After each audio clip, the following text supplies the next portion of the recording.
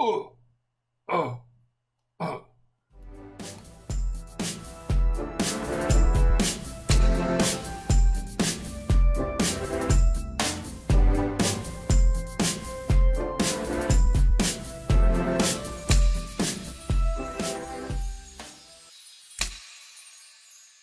Hello. Holidays are the bane of all shift managers' lives. This is because there are a lot of holidays to fit into every year. Summer is never long enough, and by the time Christmas comes around, you find out that everyone has 2 weeks of holiday left, and they all have to take it before the end of the year. So how do you squeeze it all into a year? Until we start to look at this problem in detail and do some basic arithmetic, we cannot comprehend the enormity of this task. Even in a small office environment, say 10 people, they will all have about 6 weeks of holiday each. That is about 60 weeks of holiday to fit into 52 weeks of the year. That means at least one person will have to be on holiday every day of the year. People on holiday cost money, in holiday pay and in lost production, or underutilised equipment. We either need to replace them or have extra staff around in case somebody wants a holiday. But how many do we need, and what skills should they have? A lot of processes require small numbers of staff with specialist skills. So if an operation takes a team of 5 staff, all with different skills, how do we maintain the team when they are due 30 weeks of holiday between them? Holidays also cost a lot in managers' time. If you think of how much effort goes into processing one holiday request and then multiply it by the number of staff you are looking after, the final figure is huge. Not only must we look at each request individually to see if it can be accommodated, we also have to plan the operation to run without that person. Very few requests are denied once asked for. We simply make the effort for fitting it in with all the other requests from everyone else.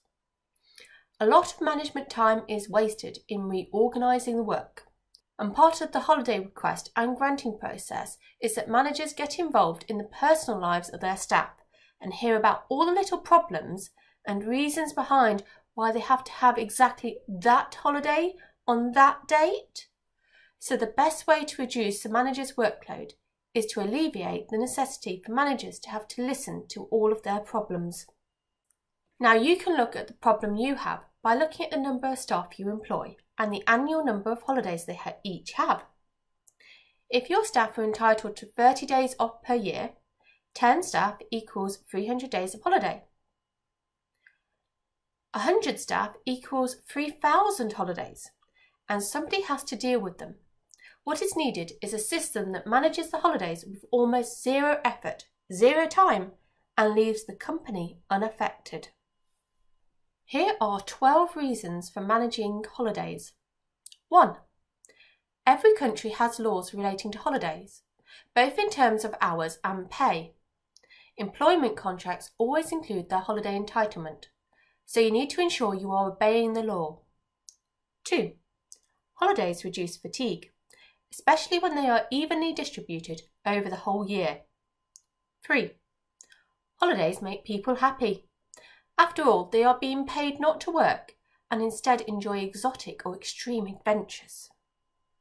4. Unmanaged random holidays play havoc with efficiencies. It's much better when they are organised around the work. 5.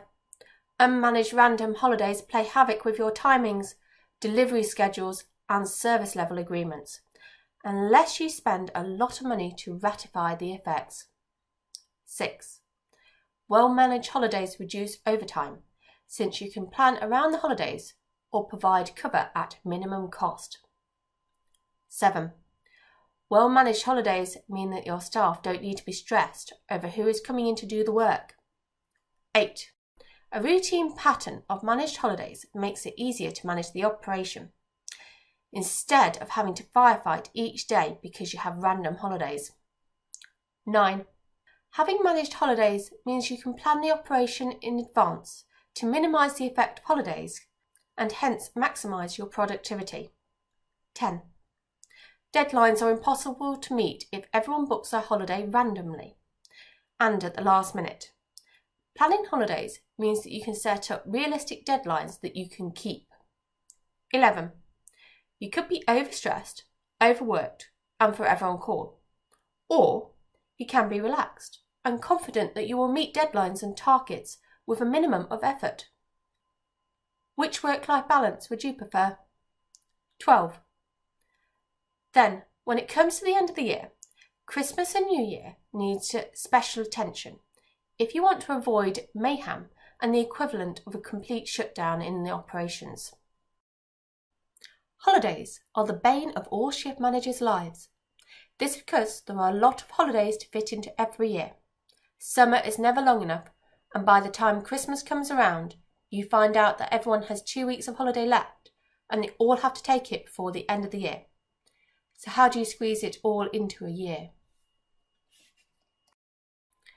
If you'd like more information about any of these methods, please give us a call. Here are a couple of books to help you get started with managing your holidays. They're available from Kindle or Amazon stores.